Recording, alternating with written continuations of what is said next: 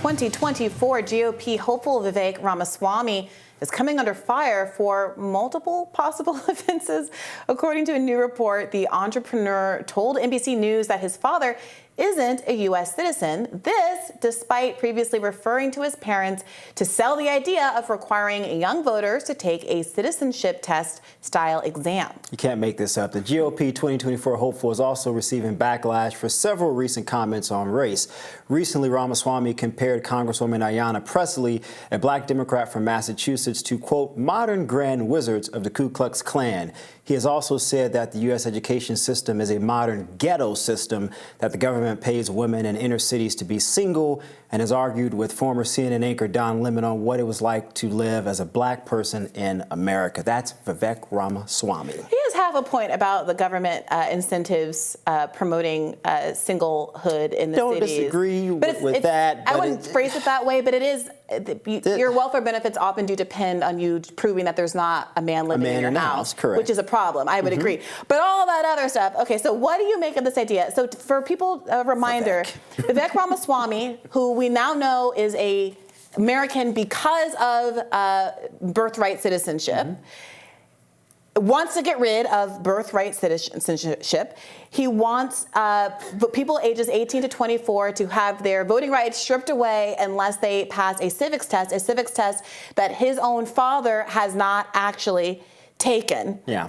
Where's he going with all of this? This guy, you know, look, I know a lot of the viewers of the show are fans. A lot of you guys criticize me for my comments on Vivek. I read all the comments. Trust me, I do. And I don't ignore them. What do you think? I usually reply. And I think this guy's a charlatan. I think Vivek Ramaswamy is not a conservative in any sense of the word conservative. I think this is a guy who's full of ego, who only cares about himself. And I am convinced if we were to give him the citizens test right now, live on this show, I don't think he could pass it. Prove me wrong. Yeah, look, I think that's probably true, but I think more substantively, I have a lot of concerns that there is a lot of coded subtext in his choice to attack certain aspects of the American status quo. I don't think it's an accident that he's choosing to say Briahna Presley is like the Ku Klux Klan. I don't think it's an accident that he's saying things like Juneteenth is a useless holiday. I mean, I think that making Juneteenth a federal holiday was clearly the Democratic Party trying to look like it's doing something for black Americans when it's doing nothing for black Americans. I would agree with that sort of criticism.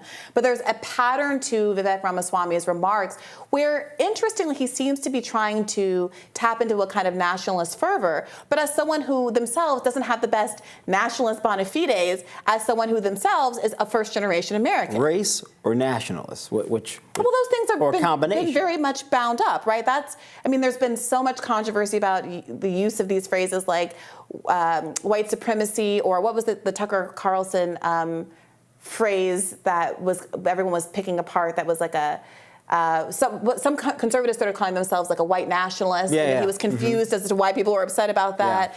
You know, all of these phrases in the history of America have been bound up together. Ghetto education system. We all know what imagery it's that alludes. And dog whistles and all of that. And it's just so interesting to me. I have seen in the comments under some of his own posts on Twitter, people being racist to him from his own kind of political cohort. And it's curious to me why he's choosing this particular lane of trying to, you know, white nationalize the white people in his party, instead of just running on his record and his policies. You know what's so funny, though? What a lot of people haven't really talked about, and I spoke with some pastors that I worked with during the 2016 presidential cycle about Vivek, and we talked about his religious background. And let me just tell you something. He is lucky that not a single Republican has really started to attack him on religious grounds, because I can guarantee you evangelicals will turn on him quicker than those folks on X. Yeah, I've noticed that there's a lot of ambiguity about his religious background. And to be clear, I think it shouldn't matter. Yeah, I'm not saying, let me please be clear on that, Brie. I'm not saying it matters either. I'm just simply saying that people of the conservative religious sect, if you will, of the Republican umbrella do care about that sort of stuff. They care, are you a born-again Christian? Do you believe Jesus Christ is your Lord and Savior? Vivek Ramaswamy, as a Christian conservative, does not. And for me, that's a problem. So he is Hindu. He has said, when asked, that he practices Hinduism but shares, quote, the same values as Christians. He says, I'm Hindu, I'm not Christian, and we are a nation founded on Judeo-Christian values. So this delicate dance he's doing. Which one is it? Either you believe that Jesus Christ is your Lord and Savior rose again, or you don't. Well, also it's one or the two. Especially since he's been talking about his 10 commandments. The first of which, he's like, these are my 10 truths, is what he calls them. And the first one is God is real. Well, which one? Well, which one?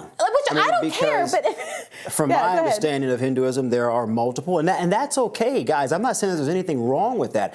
I'm just saying, Brie, when you start to peel back the onion on Vivek Ramaswamy, there are a lot of problems there with this guy, politically, religiously, economically, with how he made his money, financially, that is. And so I think for the most part, he's been able to rise because people have ignored or glossed over those things. But when you start to put a microscope on him like we're doing right now, you start to realize something is fishy with Vivek. Something in the milk ain't clean. When he did these 10 commandments, the first one is God is real. The second one is there are two genders. And my immediate instinct was like, okay, there's two genders. How many gods are there? Yeah. and that's interesting that he said that, because Hinduism, and I'm not a religious expert on Hinduism, but I do believe that there's some fluidity permitted with certain gods in terms of orientation. I'm just saying. So it's just like, dude, do you really believe the stuff that you're putting out there? You're right. I believe he's a Brahmin. The internet says many Hindus focus upon impersonal absolute Brahman, which is genderless. Other Hindu traditions conceive God as bigender, both female and male. Love me some woke Hinduism. I'm into it. And this is the guy that some of my fellow conservative brethren have promoted.